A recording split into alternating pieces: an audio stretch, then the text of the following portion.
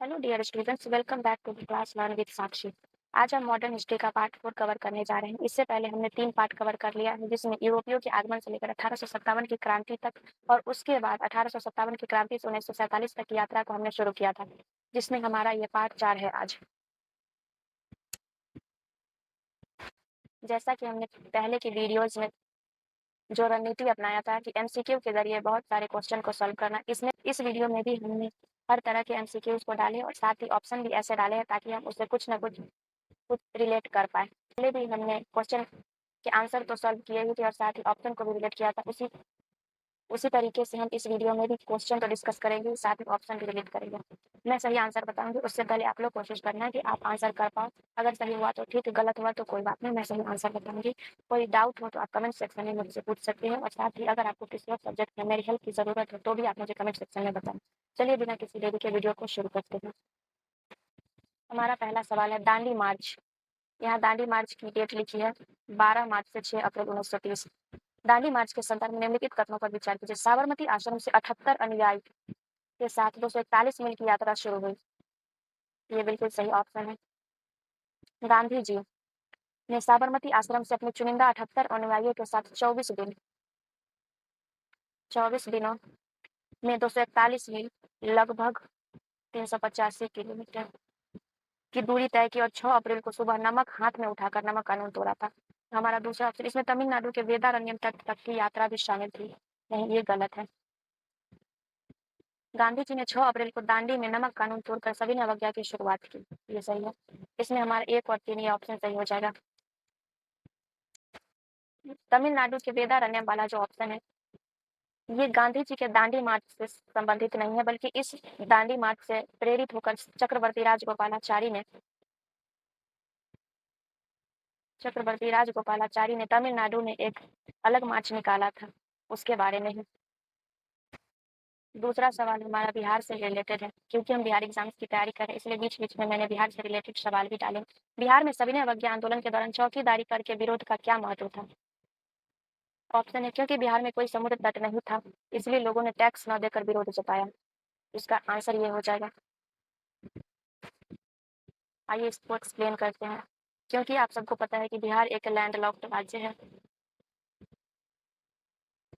यहाँ कोई समुद्र तट नहीं है, इसीलिए यहाँ कृत्रिम रूप से नोनिया मिट्टी से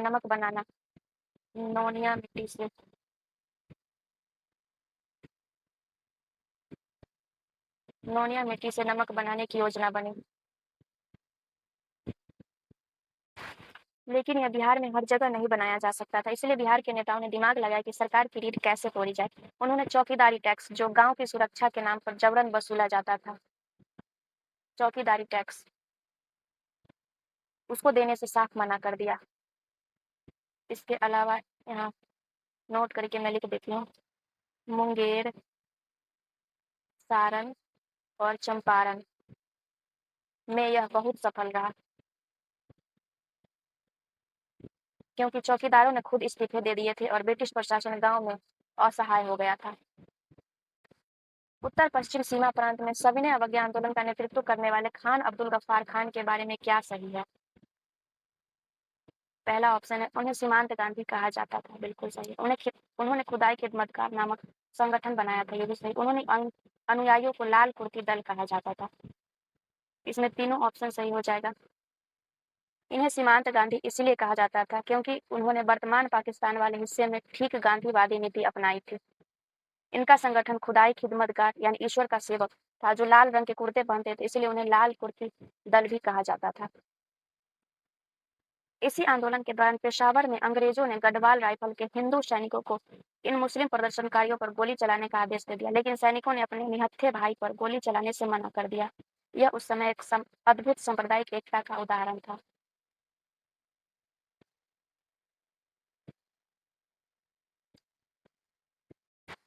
प्रथम गोलमेज सम्मेलन के बारे में कौन सा कथन गलत है? क्वेश्चन में ये जरूर मार्क करें गलत है या सही पूछा। यह लंदन के सेंट जेम्स पैलेस में हुआ था। बिल्कुल। इसका उद्घाटन ब्रिटिश सम्राट जॉर्ज पंचम ने किया था। ये भी सही। कांग्रेस ने इसमें बढ़ चढ़कर हिस्सा लिया था। नहीं, ये गलत हो जाएगा। डॉक्टर भीमराव अम्बेडकर ने इसमें दलितों के लिए पृथक निर्वाचन की मांग की थी। ये भी सही। क्योंकि हमसे गलत पूछा है, इसलिए हमारा ऑप्शन हो जाएगा सी, सही उत्तर। आइए इसे डिटेल में देखते हैं।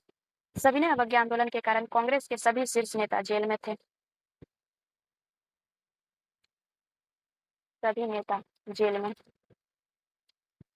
बिना भारत की सबसे बड़ी राजनीतिक पार्टी के यह सम्मेलन पूरी तरह फेल हो गया था। इसके बारे में अखबारों में उस समय लिखा गया था, यह वैसी ही बारात थी जिसमें दूल्हा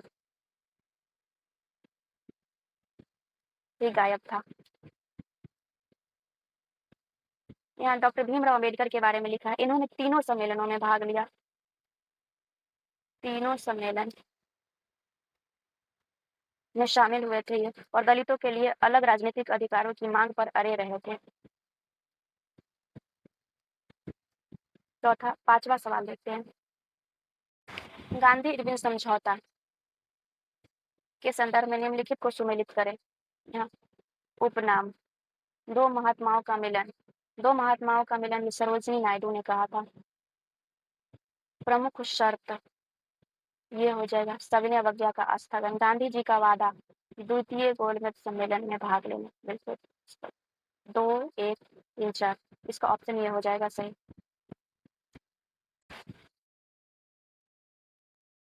गांधी इरविन समझौता को दिल्ली समझौता भी कहा जाता है। सरोजिनी नायडू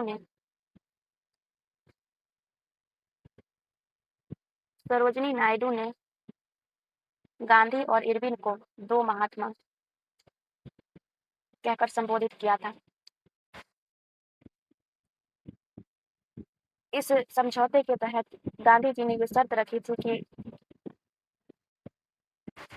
सभी राजनीतिक कैदियों को छोड़ा जाए, लेकिन इरविन केवल अहिंसक राजनीतिक कैदियों को छोड़ने पर राजी हुआ। गांधी जी ने भगत सिंह, राजगुरु और सुखदेव की फांसी को उम्र कैद में बदलने की बात भी उठाई थी, लेकिन वे इस समझौते की अनिवार्य शर्त नहीं बना पाए थे, जिसके कारण इतिहास में आज भी उनकी आलोचना होती है। द्वितीय गोलमेज सम्मेलन में गांधी जी किस जहाज से लंदन पहुंचे थे और वहां किसने उन्हें देशद्रोही फकीर कहा था? इसका उत्तर हो जाएगा एस राजपूताना और विंस्टन चर्चिल। गांधी जी कांग्रेस के एकमात्र प्रतिनिधि बनकर एस राजपूताना नामक पानी के जहाज से लंदन गए थे। जब Gandhi ji Saint James palace की सीढ़ियां चढ़ रहे थे, सेंट जेम्स पैलेस की सीढ़ियां चढ़ रहे थे, तो ब्रिटेन के भावी प्राइम मिनिस्टर विंस्टन चर्चिल ने उन्हें देखकर चिढ़ते हुए कहा था, यह ब्रिटेन का पुराना राजद्रोही वकील अब अर्धनग्न फकीर बनकर सम्राट से बराबरी की बात करने आ रहा है। इस तरह से हम याद रखेंगे कि देशद्रोही फकीर गांधी जी को विंस्टन चर्चिल ने कहा था। सांप्रदायिक पंचायत कम्युनल अवार्ड 1932 की घोषणा किसने की थी? इसका उत्तर हो जाएगा Ramsay McDonald. British prime minister McDonald ने चाल चली कि जैसे 1909 में मुसलमानों को अलग वोटिंग का अधिकार देकर हिंदुओं से अलग किया था, वैसे ही अब दलितों को भी अलग निर्वाचन मंडल दे दिया जाए, ताकि हिंदू समाज हमेशा के लिए दो टुकड़ों में बट जाए। लेकिन गांधी जी उस समय पुणे की यरवदा जेल में थे।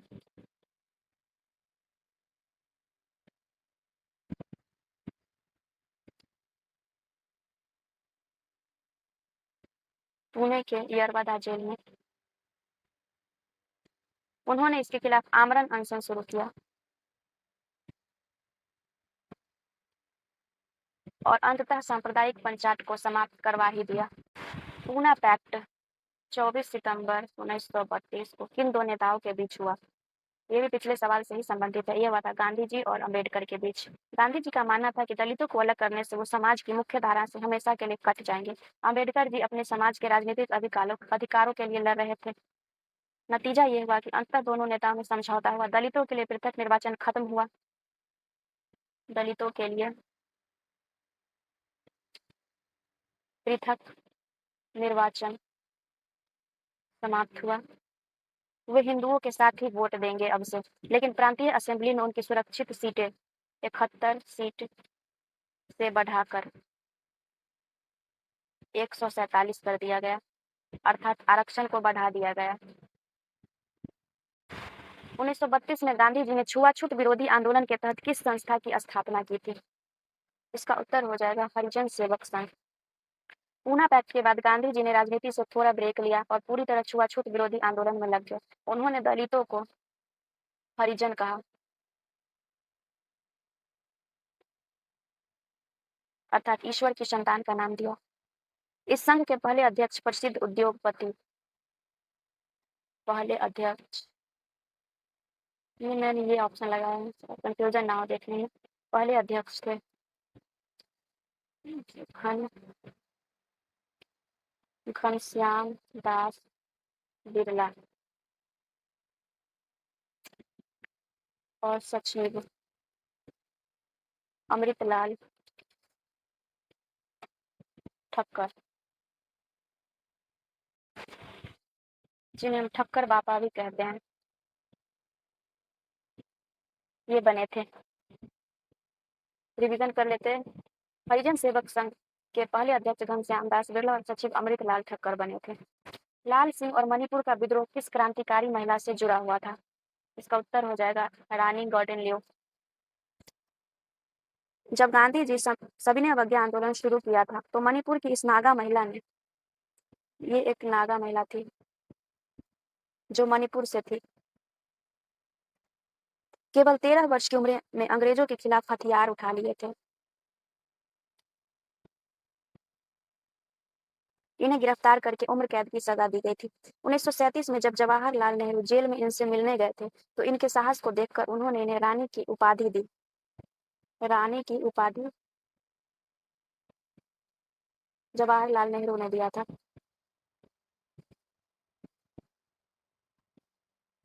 वह 1947 में भारत की आजादी के बाद ही जेल से रिहा हो सकी थी। भारत शासन अधिनियम 1935 के संदर्भ में निम्नलिखित कथनों पर विचार कीजिए। पहला ऑप्शन है, इसने प्रांतों में द्वैध शासन को समाप्त कर प्रांतीय स्वायत्तता लागू की। बिल्कुल सही है। केंद्र में द्वैध शासन की शुरुआत की गई।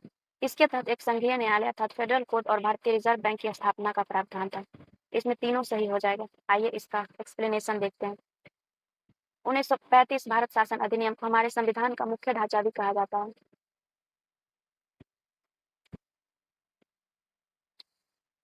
क्योंकि हमारे संविधान का 85% से ज्यादा भाग यहीं से लिया गया है। इसने 1919 वाले राज्य के द्वैध शासन को खत्म किया। ये ध्यान रखेंगे, 1935 से केंद्र में द्वैध शासन की शुरुआत हुई थी और राज्यों में जो द्वैध शासन लगा था 1919 में, उसे समाप्त कर केंद्र में लगाया गया और वही द्वैध शासन को उठाकर केंद्र पर लागू कर दिया गया। इसी एक्ट के तहत 1 अप्रैल 1935 को आरबीआई बना था। आरबीआई 1 अप्रैल 1935 को, और 1937 में और संघीय न्यायालय 1937 में, जो आज का सुप्रीम कोर्ट भी है। 1937 के प्रांतीय चुनाव में कांग्रेस के प्रदर्शन के बारे में क्या सत्य है? इसका ऑप्शन है, कांग्रेस ने कुल 11 प्रांतों में से 8 में अपनी सरकार बनाई थी। ये तो सही है। कांग्रेस को पंजाब और सिंध में पूर्ण बहुमत मिला था। नहीं, मुस्लिम लीग ने बंगाल में स्पष्ट बहुमत हासिल किया था। गांधी जी ने खुद एक प्रांत के मुख्यमंत्री पद की शपथ ली नहीं। आइए इसको एक्सप्लेन करते हैं। कांग्रेस को 5 प्रांत, 5 प्रांत कौन थे? मद्रास, यूपी, मध्य प्रांत, बिहार, उड़ीसा में पूर्ण बहुमत मिला था।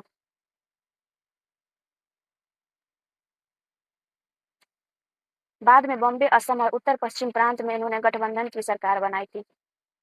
इसी से मिलाकर 5 और 3 8, 8 में अपनी सरकारें बनाई, यहाँ ऑप्शन में लिखा है। इसके अलावा बॉम्बे, असम और उत्तर पश्चिम प्रांत में सरकार बनाई थी। ऑप्शन बी और सी गलत क्यों है ये देखते हैं। पंजाब में यूनियनिस्ट पार्टी और बंगाल में कृषक प्रजा पार्टी और मुस्लिम लीग की सरकार बनी थी। जिन्ना की मुस्लिम लीग को इस चुनाव में करारी हार का सामना करना पड़ा था। यहाँ पे मैं लिख देती हूँ, पंजाब में यूनियनिस्ट पार्टी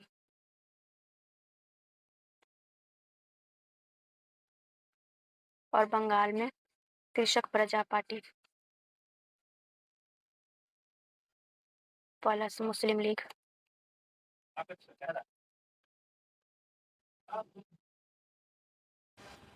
आगे बढ़ते हैं। बिहार में प्रथम कांग्रेसी मंत्रिमंडल का गठन किसके नेतृत्व में हुआ था? सवाल में यहाँ ईस्वी लिखा हुआ है कि प्रथम कांग्रेसी मंत्रिमंडल का गठन 1937 में हुआ था। इसका उत्तर हो जाएगा श्री कृष्ण सिंह। राज्यपाल की कुछ शक्तियों के विरोध में शुरुआत में श्री कृष्ण सिंह ने सरकार बनाने से मना कर दिया था। तब राज्यपाल ने इंडिपेंडेंट पार्टी के मोहम्मद यूनुस को कार्यवाहक मुख्यमंत्री बनाया। तब पहले इन्होंने मना कर दिया था तो मोहम्मद यूनुस को कार्यवाहक मुख्यमंत्री बनाया। ये बिहार के पहले मुख्यमंत्री बने थे। लेकिन जल्द ही विवाद सुलझने पर श्री कृष्ण ने शपथ ली और वे बिहार के वास्तविक पहले कांग्रेसी मुख्यमंत्री बने। यहाँ मैंने लिखा है मोहम्मद यूनुस ये बिहार के प्रथम मुख्यमंत्री बने थे। उसके बाद जल्द ही विवाद सुलझने पर श्री कृष्ण सिंह ने शपथ लिया और बिहार के वास्तविक प्रथम कांग्रेसी मुख्यमंत्री बने थे। 1939 में कांग्रेस मंत्रिमंडलों ने सामूहिक रूप से इस्तीफा क्यों दे दिया था? इसका उत्तर हो जाएगा द्वितीय विश्व युद्ध में भारतीयों की सहमति के बिना भारत को शामिल करने के विरोध में। वायसराय लॉर्ड लिनलिथगो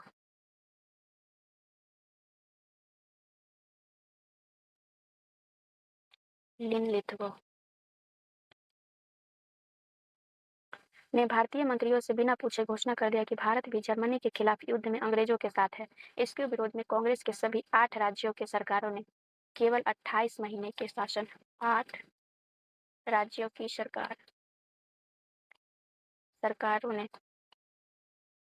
28 महीने के शासन के बाद इस्तीफा दे दिया। इस इस्तीफे की खुशी में मोहम्मद अली जिन्ना और मुस्लिम लीग ने 22 दिसंबर 1939 को मुक्ति दिवस के रूप में मनाया था, जिसमें भीमराव अंबेडकर ने भी उनका साथ दिया था। कांग्रेस के हरिपुरा अधिवेशन के संदर्भ में निम्नलिखित को सुमेलित करें। इसके अध्यक्ष थे सुभाष चंद्र बोस। स्थान गुजरात 2, 3 ये ऑप्शन हमारा सही लग रहा है। गुजरात के हरिपुरा में सुभाष चंद्र बोस पहली बार निर्विरोध अध्यक्ष बने थे। उन्होंने भारत के भविष्य के लिए राष्ट्रीय योजना समिति बनाई थी। राष्ट्रीय यहाँ तो लिखा ही है राष्ट्रीय योजना समिति का गठन किया गया था और इसके अध्यक्ष जवाहरलाल नेहरू को बनाया गया था। ये भी यहाँ लिखा हुआ है। यहीं से भारत में आर्थिक प्लानिंग जैसे योजना आयोग के नींव की शुरुआत मानी जाती है। योजना आयोग की नींव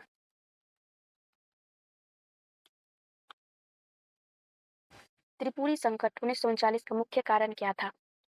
सुभाष चंद्र बोस और पत्तावी सीतारमैया के बीच अध्यक्ष पद का चुनाव। पिछली बार ये सवाल आया था, पिछली बार यानी कि 71 में 1939 त्रिपुरी संकट से सुभाष चंद्र बोस दोबारा अध्यक्ष खड़े होना चाहते थे, लेकिन गांधी जी उनके आक्रामक रवैये के खिलाफ थे तथा सुभाष चंद्र बोस थोड़े गर्म मिजाज के व्यक्ति थे। इस वजह से गांधी जी ने अपने उम्मीदवार के रूप में पत्तावी सीतारमैया को खड़ा किया था। चुनाव हुआ और सुभाष चंद्र बोस 203 वोटों से जीत गए। 203 वोट से जीत गए। गांधी जी ने इसे अपनी निजी हार बताया। गांधी जी के सम्मान में कांग्रेस वर्किंग कमेटी के 14 में से 12 सदस्यों ने इस्तीफा दे दिया, जिससे दुखी होकर अंततः सुभाष चंद्र बोस ने खुद अध्यक्ष पद छोड़ दिया। त्रिपुरी मध्य प्रदेश के जबलपुर में हो जाएगा।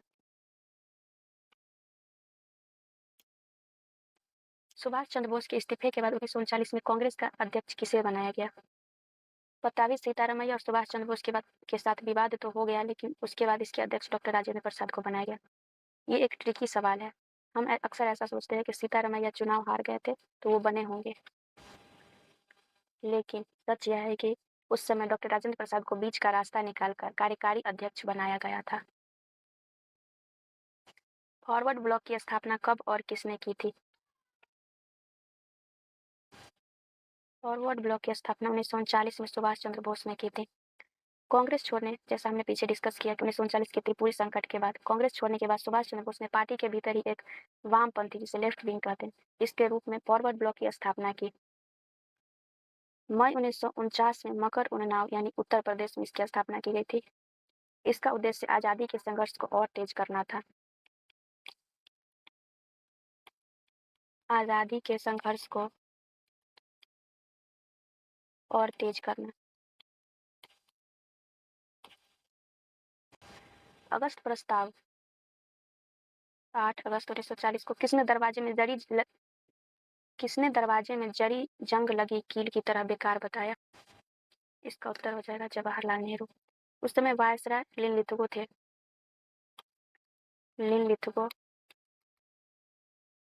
वायसराय लिनलिथगो ने प्रस्ताव दिया कि युद्ध के बाद भारत को डोमिनियन स्टेटस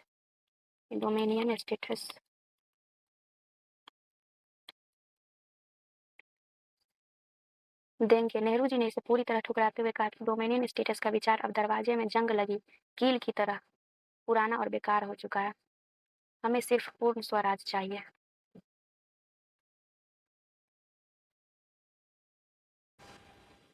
व्यक्तिगत सत्याग्रह शुरू करने वाले प्रथम और द्वितीय सत्याग्रही क्रमशः कौन थे? प्रथम सत्याग्रही थे विनोबा भावे और द्वितीय जवाहरलाल नेहरू। गांधी जी बड़े पैमाने पर आंदोलन नहीं करना चाहते थे क्योंकि उस समय युद्ध चल रहा था, द्वितीय विश्व युद्ध चल रहा था। उन्होंने व्यक्तिगत सत्याग्रह शुरू किया जहाँ एक एक व्यक्ति आकर अपनी गिरफ्तारी देगा और कहेगा कि हम युद्ध के खिलाफ हैं। मैं लिख देती हूँ कि इस व्यक्तिगत सत्याग्रह में क्या उपाय किए गए थे कि एक एक व्यक्ति आकर गिरफ्तारी देगा और कहेगा कि हम युद्ध के खिलाफ हैं। पहले सत्याग्रही विनोबा भावे थे, द्वितीय जवाहरलाल नेहरू थे और तीसरे ब्रह्मदत्त थे। इसे दिल्ली चलो आंदोलन भी कहा जाता है। दिल्ली चलो आंदोलन। क्रिप्स मिशन, यहाँ मैंने सवाल में ही डेट लिख दिए हैं ताकि एक तो मैं फ़ोन से रिकॉर्ड करती हूँ तो इसमें ज़्यादा जगह नहीं होती लिखने की, इसीलिए वहाँ पे ही ये कवर हो जाए और मुझसे कुछ छूट ना जाए डेट, क्योंकि डेट बहुत इंपॉर्टेंट होते हैं। क्रिप्स मिशन को किसने एक टूटते हुए बैंक के नाम उत्तर दिनांकित चेक अर्थात post dated cheque on a failing bank कहा था? इसका उत्तर हो जाएगा महात्मा गांधी जी। क्रिप्स मिशन ने फिर वही पुराना डोमिनियन स्टेटस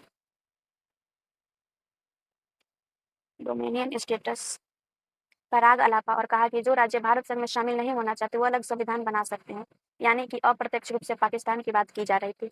गांधी जी ने इसे पोस्ट डेटेड चेक कहा, यानी एक ऐसा चेक जिसकी तारीख निकल चुकी है और बैंक खुद दिवालिया होने वाली है। भारत छोड़ो आंदोलन का प्रस्ताव 8 अगस्त 1942 को कहाँ पारित किया गया था? इसका उत्तर हो जाएगा ग्वालियर टैंक मैदान, बम्बई। इसे आज अगस्त क्रांति मैदान भी कहा जाता है।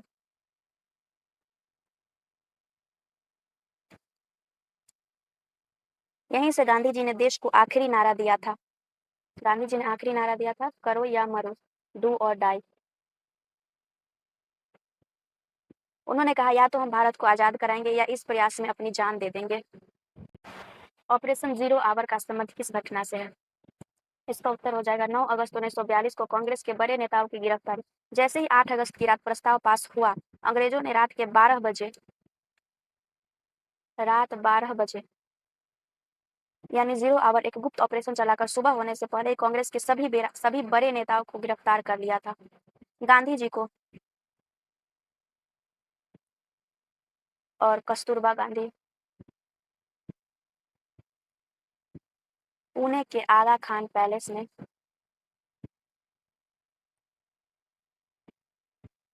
कैद किया गया था, जबकि नेहरू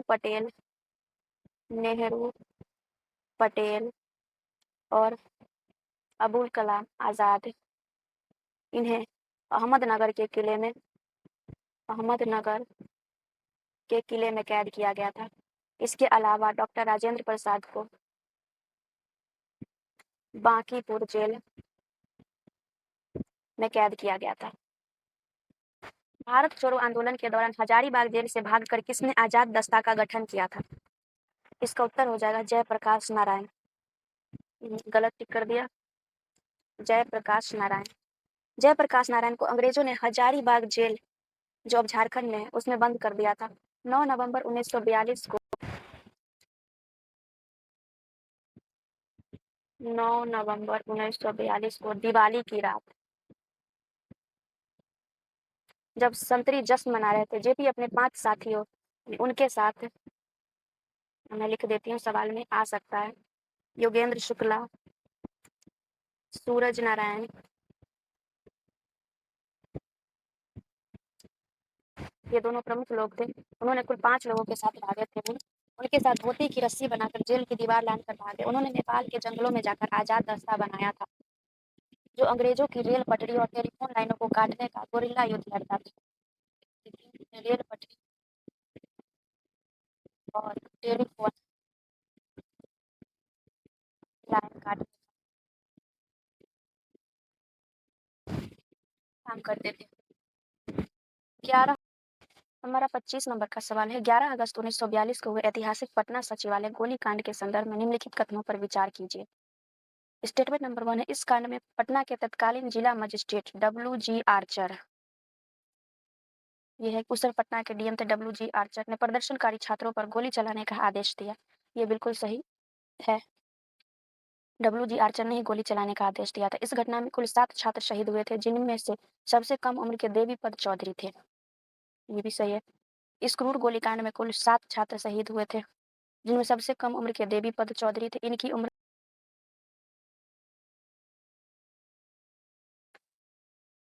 ये उस समय कक्षा 9 के छात्र थे। तीसरा है, सचिवालय भवन पर झंडा फहराने में सफलता राम मनोहर लोहिया को मिली थी। नहीं, ये हमारा स्टेटमेंट गलत हो जाएगा, क्योंकि सफलता मिली थी एक छात्र जिनका नाम था रामचंद्र सिंह। इन्होंने वहाँ झंडा फहराने में सफलता हासिल की थी। इसके अतिरिक्त जो 7 छात्र शहीद हुए थे, उनके नाम थे, लिख देती हूँ क्योंकि स्टेटमेंट वाले सवाल में आ जाता है कि इनमें से कौन वो नहीं थे जिन जो शहीद हुए थे पटना सचिवालय गोलीकांड में। उमाकांत सिंह, रामानंद सिंह, सतीश प्रसाद झा,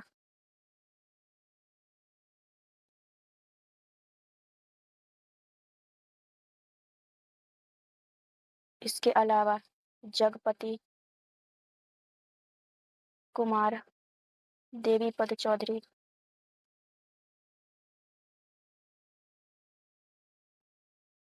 इसके अलावा राजेंद्र सिंह और राम गोविंद सिंह। कितने में 1 2 3 4 5 6 7, ये रहे 7 छात्रों के नाम। स्वतंत्रता के बाद इस स्थान पर इन 7 शहीदों की याद में शहीद स्मारक बनाया गया था। जगह नहीं है, इसलिए मैं यहाँ लिख देती हूँ। शहीद स्मारक बनाया गया था, जिसकी आधारशिला बिहार के प्रथम राज्यपाल जयराम दास दौलत राम ने रखी थी और उसका उद्घाटन डॉक्टर राजेंद्र प्रसाद ने 1956 में किया था। भारत छोड़ो आंदोलन के दौरान कांग्रेस रेडियो अंडरग्राउंड रेडियो के गुप्त संचालन के बारे में क्या सही है? इसकी शुरुआत 27 अगस्त 1942 को उषा मेहता और उनके सहयोगियों द्वारा बॉम्बे में की गई थी। ये बिल्कुल सही है। 27 अगस्त को ही हुआ था। डॉक्टर राम मनोहर लोहिया नियमित रूप से इस रेडियो पर देश के नाम संदेश प्रसारित करते थे। ये भी सही है। इसके अलावा तीसरा, इस गुप्त रेडियो का पहला ट्रांसमीटर बाबू भाई खाकर ने तैयार किया था। ये भी सही है। ये क्वेश्चन मैंने जानबूझ के थोड़े टफ लेवल के रखे हैं, क्योंकि एग्जाम में अब टफ लेवल के सवाल ही आते हैं। वन लाइनर्स का ज़माना चला गया। आप देख ही रहे होंगे कि एग्जाम के लेवल कितने हाई जाते जा रहे हैं। इसलिए मैंने ये सब रखे हैं कि आसान क्वेश्चन तो आप टेस्ट सीरीज़ या फिर ऐसे भी पढ़ लेते हैं लूसेट वगैरह से। इस तरह के क्वेश्चन जनरली हमें नहीं मिलते, ढूँढने पड़ते हैं। यह रेडियो कानूनन अवैध था, ताकि ब्रिटिश अधिकारी इसे आसानी से पकड़ न सके। पुलिस से बचने के लिए इसके प्रसारण के स्थान बार-बार बदला जाता था। नवंबर 1942 में पुलिस ने इस गुप्त रेडियो स्टेशन का पता लगा लिया था और उषा मेहता सहित अन्य इसके संचालक को गिरफ्तार कर लिया गया था। इसका उत्तर ये सही हो जाएगा। आज़ाद हिंद फौज की स्थापना के विचार और विकास के क्रमिक इतिहास के संदर्भ में कौन सा कथन असत्य है? आईएनए की स्थापना मूल विचार सबसे पहले मलाया में कैप्टन मोहन सिंह के दिमाग में आया था। ये सही है। 1942 मार्च में रास बिहारी बोस ने टोक्यो में भारतीय स्वतंत्रता लीग की स्थापना की थी। यहाँ से भी हमारा एक फैक्ट कवर होता है कि भारतीय स्वतंत्रता लीग की स्थापना रास बिहारी बोस ने 1942 में की थी और इससे ये क्लियर हुआ कि आईएनए का विचार कैप्टन मोहन सिंह के दिमाग में आया था। सुभाष चंद्र बोस 1942 में सिंगापुर पहुंचकर आईएनए की कमान हाथों में ले ली। ये हमारा गलत हो जाएगा क्योंकि आईएनए की कमान उन्होंने 1943 में हासिल की थी,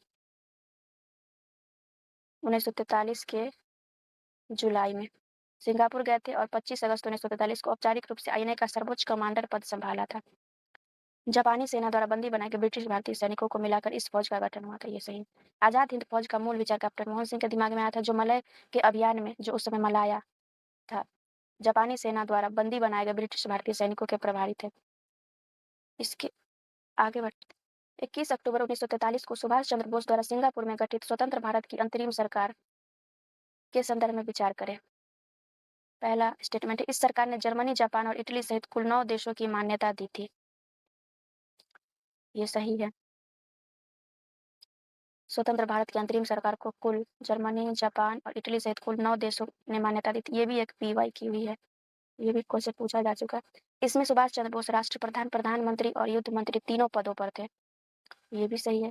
कैप्टन लक्ष्मी स्वामीनाथन को महिला संगठन का मंत्री बनाया गया था। ये भी सही है।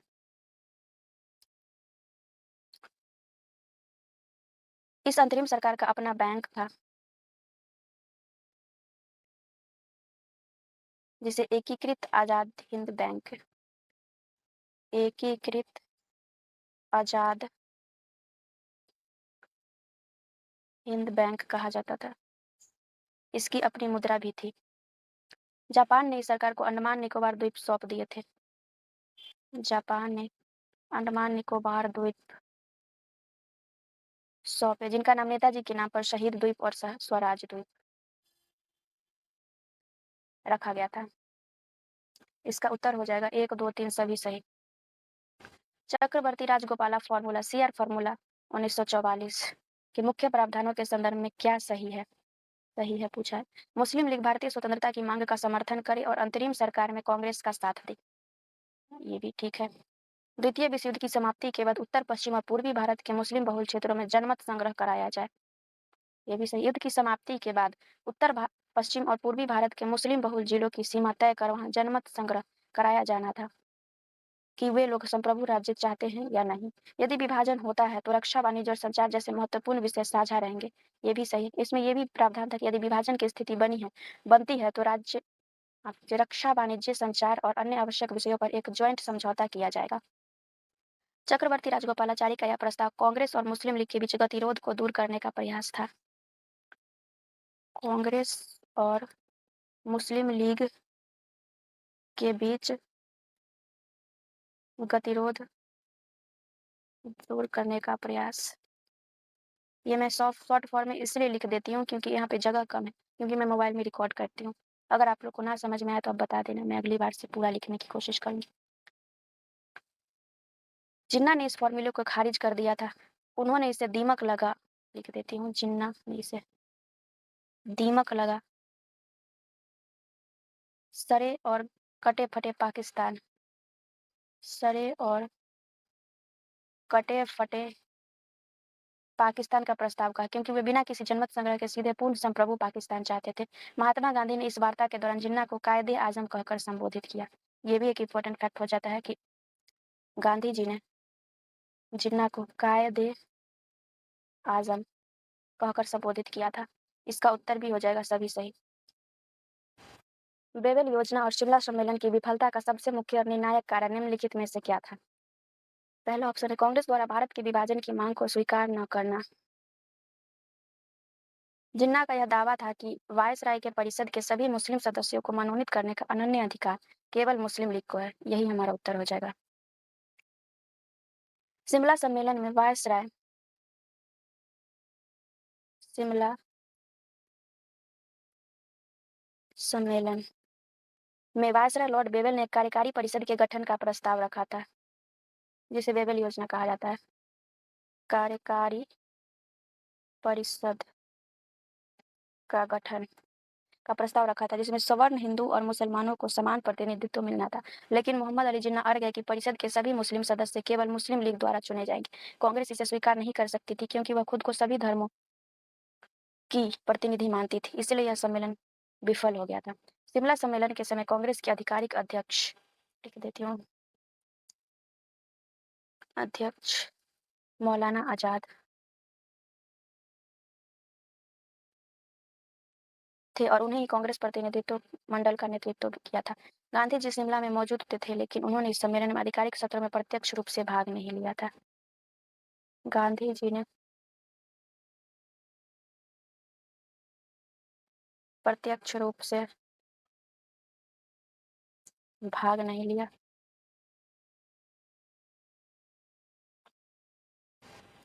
नवंबर 1945 में दिल्ली के लाल किले में शुरू हुए INA मुकदमा के ऐतिहासिक संदर्भ में निम्नलिखित कथनों पर विचार कीजिए। इसमें आजाद हिंद फौज के 3 शीर्ष अधिकारियों प्रेम कुमार सहगल, गुरबख्श सिंह ढिल्लों और शाहनवाज खान पर राजद्रोह का मुकदमा चलाया गया है। ये बिल्कुल सही है। कर्नल प्रेम कुमार सहगल जो हिंदू थे, कर्नल गुरबख्श सिंह सिख थे और मेजर जनरल शाहनवाज खान मुस्लिम थे। उन पर ब्रिटिश क्राउन के खिलाफ युद्ध छेड़ने का मुकदमा चलाया गया था।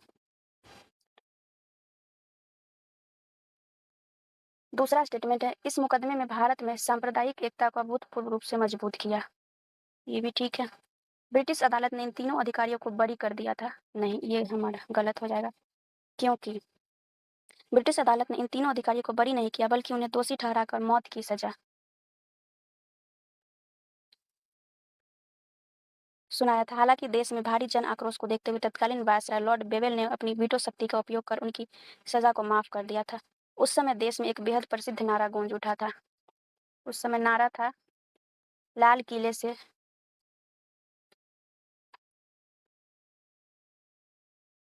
आवाज आई, सहगल ढिल्लो शाहनवाज, सहगल ढिल्लो शाहनवाज। इसका ऑप्शन हो जाएगा 1 और 2। लाल किले मुकदमे में आजाद हिंद फौज के कैदियों को बचाने के लिए गठित INA रक्षा समिति का नेतृत्व किसने किया था? इसका उत्तर हो जाएगा भूलाभाई देसाई। INA के अधिकारियों के बचाव के लिए कांग्रेस ने एक रक्षा समिति का गठन किया था, जिसके मुख्य वकील और कानूनी दल के नेता भूलाभाई देसाई थे। उन्होंने लाल किले की अदालत में बेहद प्रभावी ढंग से अंतर्राष्ट्रीय कानून के तहत INA का पक्ष रखा था। भूलाभाई देसाई के सहयोग के लिए देश के कई अन्य दिग्गज वकील भी इस दल में शामिल थे, जैसे तेज बहादुर सप्रू,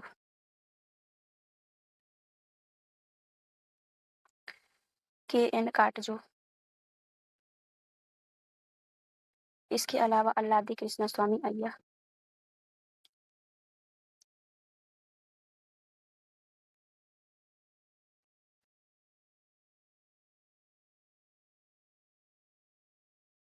पंडित जवाहरलाल नेहरू लगभग 30 वर्षों के लंबे अंतराल के बाद बैरिस्टर के रूप में अपने वकील वाले गाउन में पहनकर अदालत पहुंचे थे।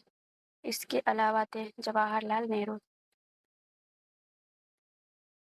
इसे ध्यान में रखेंगे कि भूलाभाई देसाई के साथ इन सभी लोग भी थे जो INA का केस लड़ रहे थे और उनका साथ दे रहे थे। रॉयल इंडियन नेवी या 1940 के नौसेना विद्रोह के कारणों और शुरुआत के संदर्भ में कौन सा कथन असत्य है?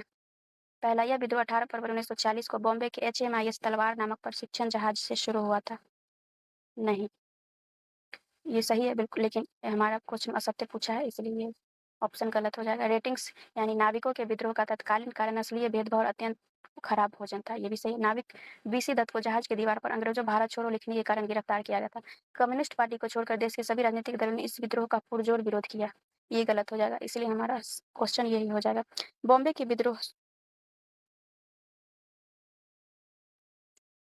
विद्रोह की शुरुआत 18 फरवरी 1946 को बॉम्बे में सिग्नल ट्रेनिंग शिप HMIS तलवार से हुई थी। नाविक BC दत्त अर्थात बलाई चंद्र दत्त को जहाज पर क्विट इंडिया लिखने के आरोप में गिरफ्तार किया गया था, जो इस विद्रोह की मुख्य चिंगारी बना।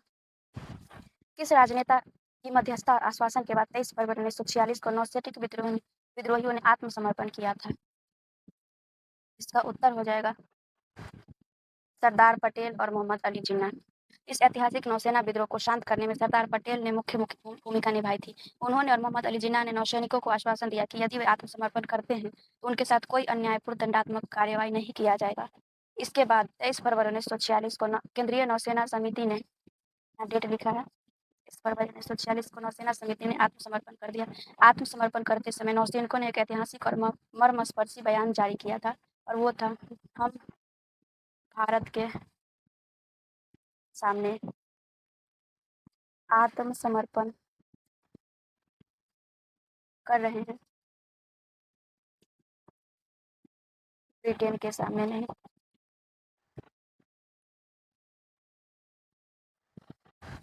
35वां सवाल है, ब्रिटिश प्रधानमंत्री क्लीमेंट एटली द्वारा 1946 में भेजे गए कैबिनेट मिशन के सदस्यों का उनकी भूमिका के साथ सही मिलान करें। पहला है सर पैथिक लॉरेंस, ये हो जाएगा भारत सचिव। सर स्टैफोर्ड क्रिप्स, ये हो जाएंगे बोर्ड ऑफ ट्रेड के अध्यक्ष। एबी एलेक्जेंडर, एक ही ऑप्शन बचता है, एडमिरलिटी के प्रथम लॉर्ड। 2 1 3। यह 3 सदस्यीय उच्च स्तरीय मिशन अर्थात कैबिनेट मिशन योजना, 3 सदस्यीय उच्च स्तरीय मिशन 24 मार्च 1946 को दिल्ली पहुंचा। 24 मार्च 1946 को।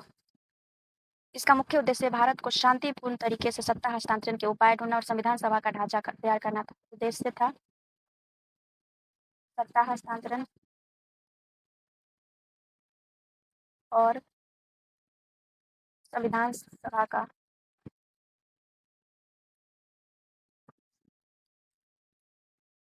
गठन। इसमें 3 सदस्य थे, क्रिप्स अलेक्जेंडर लॉरेंस, ऐसे याद रख सकते हैं, क्रिप्स अलेक्जेंडर लॉरेंस, और इसका लीडर था जिसका नाम एल से शुरू होता है, वो इसका लीडर था, यानी लॉरेंस मुख्य था। कैबिनेट मिशन योजना 1946 के प्रस्तावों के संदर्भ में कौन सा कथन पूर्णतः सत्य है? इसने मुस्लिम लीग के संप्रभु पाकिस्तान की मांग को पूरी तरह खारिज कर दिया था, ये सही है। इसने भारत के लिए एक कमजोर केंद्र और प्रांतों के त्रिस्तरीय समूहीकरण का प्रस्ताव दिया, ये भी सही है। इसने भारत को विभाजित होने से बचाने के लिए एक ढीला ढांचा यानी कमजोर केंद्र दिया और प्रांतीय विधानसभा को 3 श्रेणियों में विभाजित करने का प्रस्ताव दिया। वो श्रेणी थी ए बी सी, 3 श्रेणियों में। तीसरा, इसके तहत एक संविधान सभा और अंतरिम सरकार के गठन की बात कही गई थी, ये भी सही है। इसी योजना के तहत भारत में संविधान सभा के चुनाव हुए, संविधान सभा के चुनाव हुए और अंतरिम सरकार का गठन हुआ।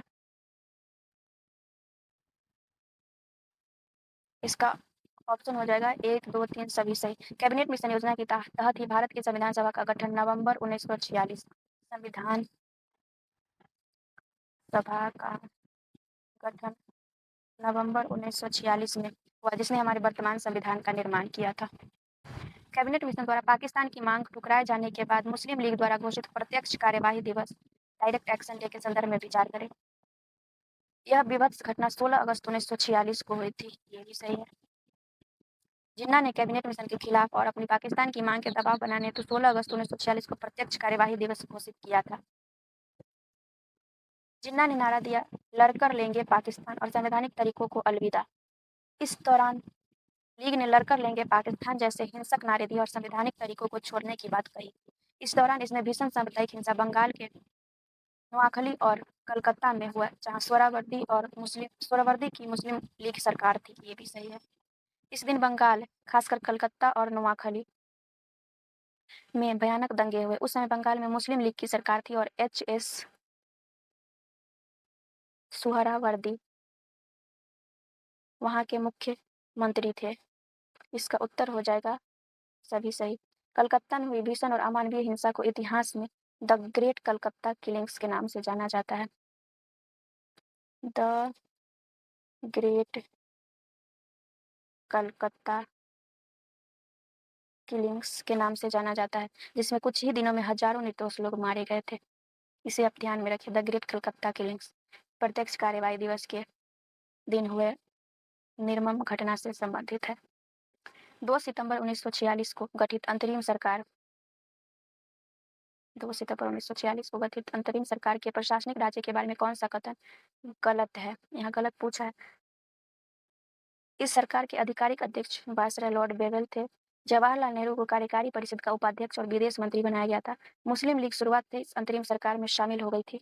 नहीं, यही हमारा उत्तर हो जाएगा, शामिल नहीं हुई थी। वो इसके विरोध में थे। बाद में शामिल होने पर मुस्लिम लीग के नेता लियाकत अली खान को वित्त मंत्री का महत्वपूर्ण पोर्टफोलियो मिला। ये भी सही है। मुस्लिम लीग ने शुरुआत में 2 दिसंबर 1946 को अंतरिम सरकार को पूरी तरह से बहिष्कार किया था और इसमें शामिल नहीं हुई थी। बाद में वायसराय बेवेल के समझाने पर सरकार के कामकाज में अड़ंगा लगाने और भीतर से पाकिस्तान की लड़ाई लड़ने के उद्देश्य से अक्टूबर 1946 में मुस्लिम लीग इस सरकार में शामिल हुई। अन्य तीनों कथन ए, बी और डी सही हो जाएगा। लीग के नेता लियाकत अली खान को अंतरिम सरकार में वित्त मंत्री बनाया गया था। ये भी सही है।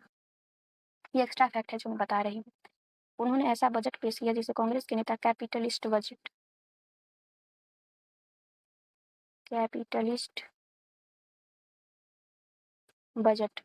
कहते थे, जिसे सरकार चलाना बेहद कठिन हो गया था। बाद में लियाकत अली खान ही पाकिस्तान के पहले प्रधानमंत्री बने थे।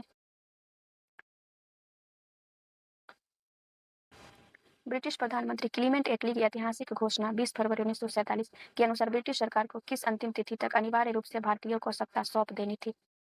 इसका उत्तर हो जाएगा 30 जून 1948। 20 फरवरी 1947 को ब्रिटिश हाउस ऑफ कॉमन्स में प्रधानमंत्री क्लीमेंट एटली, लिख देती हूँ, ब्रिटिश हाउस ऑफ कॉमन्स यानी कि निचली सदन में क्लीमेंट एटली ने घोषणा किया कि 30 जून 1948 से पहले भारतीयों को सत्ता हस्तांतरित कर देगी। हालांकि बाद में तेजी से बदलते घटनाक्रम और सांप्रदायिक दंगों के कारण लॉर्ड माउंटबेटन ने इस तिथि को पहले खिसकाकर 15 अगस्त कर दिया था। इस घोषणा के साथ ही एटली ने लॉर्ड बेवेल के स्थान पर लॉर्ड माउंटबेटन को भारत का नया और अंतिम वायसराय बनाकर भेजने की घोषणा की ताकि सत्ता हस्तांतरण सुचारू रूप से हो सके। वायसराय बेवेल से माउंटबेटन को बनाया गया। भारत की संविधान सभा की प्रथम बैठक के संदर्भ में बिहार स्पेशल की इन तथ्यों पर विचार करें। यहाँ बिहार स्पेशल है। संविधान सभा की पहली बैठक 9 दिसंबर 1946 को संसद के केंद्रीय कक्ष में हुई थी। ये सही है। संविधान सभा की बैठक 9 दिसंबर 1946 को दिल्ली के सेंट्रल हॉल में ही हुई थी, जो अभी वर्तमान में संसद भवन था। फ्रांस की परंपरा का पालन करते हुए सभा के सबसे बुजुर्ग सदस्य डॉक्टर सच्चिदानंद सिन्हा को अस्थायी अध्यक्ष चुना गया था। ये भी बिल्कुल सही है। यह फ्रांस की ही परंपरा थी कि सभा के सबसे वयोवृद्ध सदस्य को अध्यक्ष चुना जाता था। इसका पालन करते हुए बिहार के डॉक्टर सच्चिदानंद सिन्हा को सर्वसम्मति से संविधान का अस्थायी अध्यक्ष चुना गया था। डॉक्टर सच्चिदानंद सिन्हा को इस पद के लिए नामांकित करने वाले नेता आचार्य जे बी कृपलानी थे। ये भी सही है। आचार्य जे बी कृपलानी ही ने ही उनका नाम प्रस्तावित किया था। इसके ठीक 2 दिन बाद यानी 11 अगस्त 1946 को 11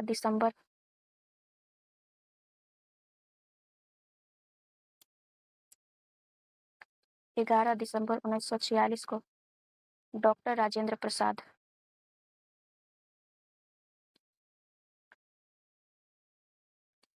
को संविधान सभा का अस्थायी अध्यक्ष चुन लिया गया था।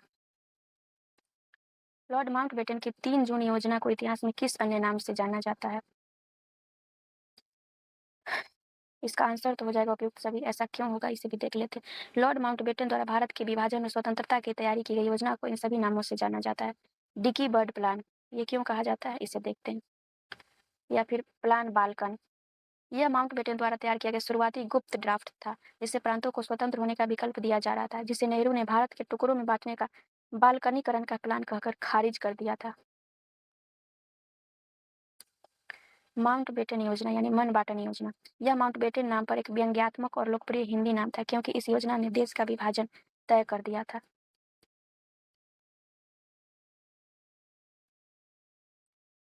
तीन जून 1947 को माउंटबेटन ने ऑल इंडिया रेडियो पर इस विभाजन योजना की आधिकारिक घोषणा की थी, जिसे कांग्रेस और मुस्लिम लीग दोनों ने भारी मन से स्वीकार किया था। ऑल इंडिया रेडियो पर घोषणा। भारत और पाकिस्तान के बीच पंजाब तथा बंगाल की सीमाओं का निर्धारण करने के लिए गठित सीमा आयोग के संदर्भ में कौन सा कथन गलत है?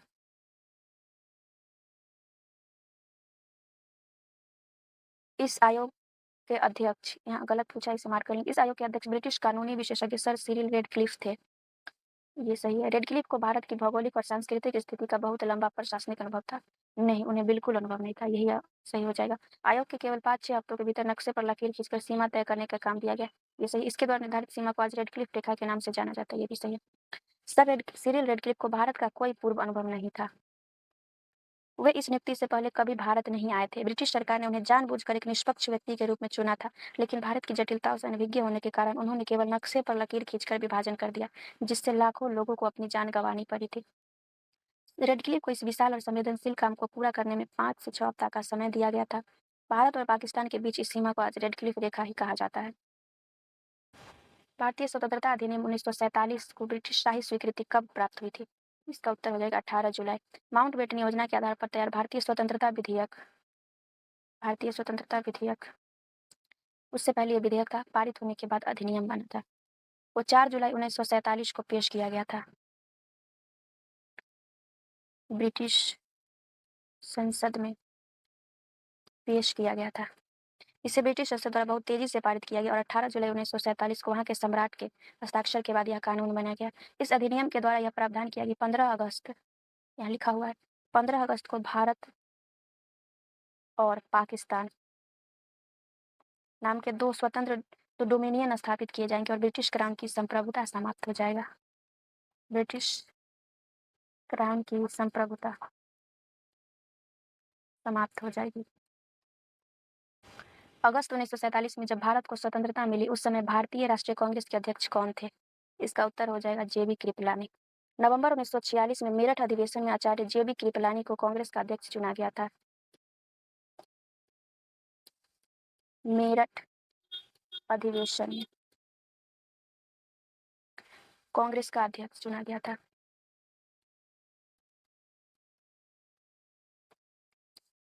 वे अगस्त 1947 की स्वतंत्रता के समय भी इस पद पर रहे। उन्होंने नवंबर 1947 में इस पद से इस्तीफा दिया, जिसके बाद डॉक्टर राजेंद्र प्रसाद अंतरिम अध्यक्ष बने थे। इसके एक्स्ट्रा फैक्ट्स में देखते हैं, मौलाना अबुल कलाम आजाद, ये सबसे लंबे समय तक कांग्रेस के अध्यक्ष रहे, सबसे लंबे समय तक कांग्रेस के अध्यक्ष रहे थे। 14 से 15 अगस्त 1947 की मध्य रात्रि को संविधान सभा के विशेष सत्र में जवाहरलाल नेहरू द्वारा दिए गए विश्व प्रसिद्ध भाषण के बारे में क्या सही है? यह भाषण मूल रूप से अत्यंत परिष्कृत हिंदी भाषा में दिया गया था। नहीं, ये गलत हो जाएगा हमारा ऑप्शन। इस भाषण की शुरुआत long years ago we made a tryst with destiny पंक्तियों से हुई थी, ये सही है। भाषण के समय संविधान सभा कक्ष में शंख ध्वनि और इनकलाब के नारे गूंज उठे थे, ये भी सही है। पहला गलत इसीलिए है क्योंकि यह भाषण मूल रूप से हिंदी में नहीं बल्कि अंग्रेजी में दिया गया था। दूसरा, इसकी शुरुआत long years ago we made a tryst with destiny and now the time comes when we shall redeem our pledge, इससे शुरुआत हुई थी। और भाषण के समय शंख ध्वनि और इनकलाब के नारे गूंज उठे थे। जैसे ही मध्यरात्रि के 12 बजे और भारत स्वतंत्र हुआ, संविधान सभा का कक्ष शंख ध्वनि, हर्ष ध्वनि और देशभक्ति के नारों से गूंज उठा था। सही है, और इसका आंसर हो जाएगा 2 और 3। भारत की स्वतंत्रता के समय यानी 15 अगस्त 1947 को ब्रिटेन का राजनीतिक परिदृश्य कैसा था? पहला है, ब्रिटेन के सम्राट जॉर्ज सष्टम थे, ये सही है। स्वतंत्रता के समय ब्रिटेन के सम्राट जॉर्ज सष्टम थे, वे भारत के अंतिम ब्रिटिश सम्राट भी थे। ब्रिटेन के प्रधानमंत्री क्लीमेंट एटली थे, जो लेबर पार्टी के नेता थे, ये भी ठीक है। ब्रिटेन में 1945 में चुनाव में लेबर पार्टी की जीत हुई थी और क्लीमेंट एटली देश के प्रधानमंत्री थे। लेबर पार्टी की रवैया भारत की स्वतंत्रता के प्रति सकारात्मक था। कंजर्वेटिव पार्टी के नेता चर्चिल इस समय विपक्ष के नेता थे, ये भी सही है। युद्धकालीन प्रधानमंत्री और कंजर्वेटिव पार्टी के नेता विंस्टन चर्चिल इस समय ब्रिटिश संसद में विपक्ष के नेता थे और ये भारत की स्वतंत्रता के कट्टर विरोधी थे। इसमें हो जाएगा सभी सही है। स्वतंत्र भारत और नवनिर्मित पाकिस्तान के प्रथम गवर्नर जनरल के संदर्भ में निम्नलिखित कथनों पर विचार कीजिए। पहला है, स्वतंत्र भारत के प्रथम गवर्नर जनरल लॉर्ड माउंटबेटन थे, ठीक है। नेहरू जी के अनुरोध पर लॉर्ड माउंटबेटन को स्वतंत्र भारत का पहला गवर्नर जनरल बनाया गया था। पाकिस्तान के प्रथम गवर्नर जनरल मोहम्मद अली जिन्ना थे। पाकिस्तान ने माउंटबेटन को स्वीकार नहीं किया, वहाँ के पहले गवर्नर जनरल मोहम्मद अली जिन्ना बने थे, इसे आप ध्यान रखें क्योंकि ये कुछ हटके है फैक्ट। चक्रवर्ती राजगोपालाचारी स्वतंत्र भारत के प्रथम और अंतिम गवर्नर जनरल थे, माफी, जो प्रथम और अंतिम भारतीय गवर्नर जनरल थे, ये भी सही हो जाएगा। ये जून 1948 से जनवरी 1950 तक रहे थे। स्वतंत्र भारत के पहले और अंतिम भारतीय गवर्नर जनरल रहे थे। उनके बाद यह पद समाप्त कर राष्ट्रपति का पद समाप्त कर राष्ट्रपति का पद सृजित किया गया था। इसका उत्तर हो जाएगा सभी सही है। 15 अगस्त 1947 को जब पूरा देश स्वतंत्रता के उत्सव में डूबा था, तब महात्मा गांधी दिल्ली के समारोह से दूर बंगाल के नोआखली में थे। लॉर्ड माउंटबेटन ने उनके इस साहसिक कार्य को देखकर उन्हें किस उपाधि से सम्मानित किया? इसका उत्तर हो जाएगा वन मैन बाउंड्री फोर्स। जहां एक तरफ पंजाब में हजारों ब्रिटिश सैनिक सांप्रदायिक दंगों को रोकने में नाकाम साबित हो रहे थे, वहीं दूसरी तरफ महात्मा गांधी अकेले बंगाल में दंगा प्रभावित क्षेत्रों में घूमकर शांति स्थापित कर रहे थे। गांधी जी की इस चमत्कारिक प्रभाव और साहस को देखकर वायसराय माउंटबेटन ने उन्हें वन मैन बाउंड्री फोर्स कहा था। गांधी जी को राष्ट्रपिता की उपाधि, ये एक्स्ट्रा फैक्ट मैं बता रही हूँ, राष्ट्रपति नहीं, तारीख मैंने भी गलत बोल दिया, टंग स्लिप हो जाता है बोलते बोलते। राष्ट्रपिता की उपाधि सुभाष चंद्र बोस ने 1944 में सिंगापुर से रेडियो रंगून के माध्यम से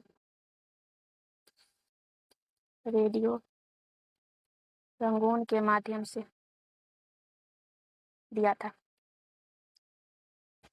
स्वतंत्रता के समय भारत में मौजूद 560 से अधिक देशी रियासतों के राजनीतिक एकीकरण का गठन कार्य किन दो व्यक्तियों ने मिलकर पूरा किया? इसका उत्तर हो जाएगा सरदार पटेल और बीपी मेनन। भारत के लौह पुरुष सरदार पटेल, ये उस समय गृह और राज्य मंत्रालय के मंत्री थे और उनके कुशल एवं अत्यंत बुद्धिमान सचिव थे। ये सचिव बीपी मेनन ने मिलकर अपनी कूटनीति, सूझबूझ और साम दाम दंड भेद की नीति से सभी 560 से अधिक रियासतों को भारत में विलय सुनिश्चित किया था। ज्यादातर रियासतों ने स्वेच्छा से विलय पत्र पर हस्ताक्षर कर लिए थे, लेकिन 3 रियासत थी, जूनागढ़, हैदराबाद और जम्मू कश्मीर। शुरुआत में भारत में शामिल होने से इनकार करती है, जिसके बाद विशेष कार्यवाही द्वारा उन्हें भारत का हिस्सा बनाया गया था। हैदराबाद ऑपरेशन पोलो द्वारा, जूनागढ़ जनमत संग्रह द्वारा और जम्मू कश्मीर विलय पत्र पर हस्ताक्षर द्वारा भारत में मिलाया गया था। भारत का संविधान 26 नवंबर 1949 को बनकर तैयार हो गया था, लेकिन इसे पूर्ण रूप से 26 जनवरी 1950 को ही क्यों लागू किया गया था? इसका उत्तर हो जाएगा 26 जनवरी 1930 को लाहौर अधिवेशन के संकल्प के अनुसार प्रथम पूर्ण स्वराज दिवस मनाया गया था, इस ऐतिहासिक तिथि को अमर बनाने के लिए। दिसंबर 1929 के कांग्रेस के ऐतिहासिक लाहौर अधिवेशन में पंडित नेहरू ने पूर्ण स्वराज का प्रस्ताव पारित किया था। और घोषणा किया था कि 26 जनवरी को स्वतंत्रता दिवस के रूप में मनाया जाएगा। पहला पूर्ण स्वराज दिवस 26 जनवरी 1930 को मनाया गया। चूंकि वास्तविक स्वतंत्रता 15 अगस्त को मिल गई थी, इसलिए इस पावन और ऐतिहासिक तारीख की याद को अक्षुण्ण रखने के लिए संविधान को 26 जनवरी 1950 को पूर्ण रूप से लागू कर भारत को गणतंत्र घोषित किया गया था। ये उसके बाद एक्स्ट्रा फैक्ट्स में देखते हैं। 26 नवंबर को हमारा संविधान अपनाया गया, इसीलिए हर वर्ष 26 नवंबर को संविधान दिवस के रूप में मनाया जाता है। ये हमारा 50 सवाल का सेशन पूरा हुआ। अगर आपको ये वीडियो अच्छी लगी हो तो लाइक करें और अपने दोस्तों के साथ शेयर करें और चैनल को ज़रूर सब्सक्राइब करें, ताकि हमारी अगली वीडियो आप तक सबसे पहले पहुंचे। आगे आप क्या देखना चाहते हैं, कौन से क्लास की वीडियो चाहते हैं, हमें कमेंट सेक्शन में ज़रूर बताएं। और इसके बाद हम इतिहास में ही अलग अलग जो विद्रोह हुए, आंदोलन हुआ, उसका अलग से क्वेश्चन आंसर का वीडियो लेकर आएंगे। क्या आप लोग उसके लिए एक्साइटेड है? हमें कमेंट सेक्शन में ज़रूर बताएं। धन्यवाद। पढ़ते रहिए। जय हिंद।